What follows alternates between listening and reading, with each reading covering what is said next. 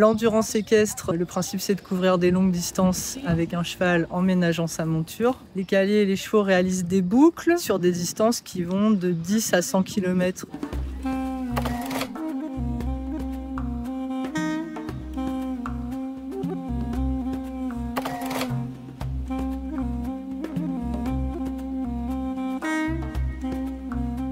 Si on voit qu'un cheval est maltraité, s'il n'est pas bien, on l'arrête.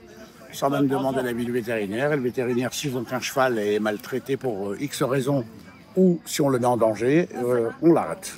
À ce niveau d'épreuve, c'est des gens qui sont très proches de leurs chevaux, qui sont des amateurs. On n'est pas sur le sport de haut niveau. On est sur le sport loisir. Du coup, il n'y a pas d'excès.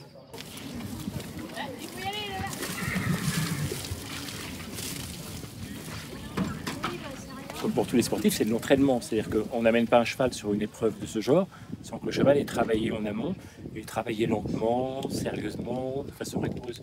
Et ensuite, c'est un suivi dans l'alimentation, une alimentation particulière, et c'est un suivi aussi vétérinaire et un suivi ostéopathique. Par exemple, ce cheval a vu l'ostéopathe 15 jours avant sa course, et il reverra l'ostéopathe avant sa prochaine course. C'est-à-dire qu'entre chaque course, il est manipulé par un professionnel. Le seul petit bémol qu'on peut avoir, c'est sur des petits niveaux. On peut avoir des gens qui connaissent pas assez la discipline et qui savent pas exactement comment entraîner le cheval. Justement, le but, c'est de les former, ces cavaliers-là.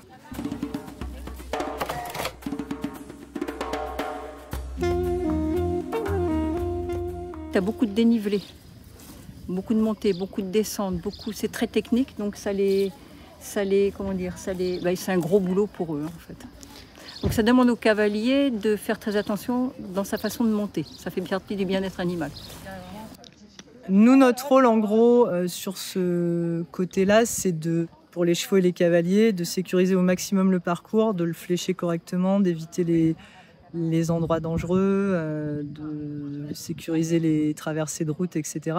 Ça fait partie du bien-être animal pour moi. Dans le choix des parcours aussi, choisir vraiment les parcours qui demandent un effort, qui sont quand même techniques et intéressants pour les cavaliers, mais qui permettent aussi au cheval des phases de récupération, voilà, de varier un petit peu l'effort.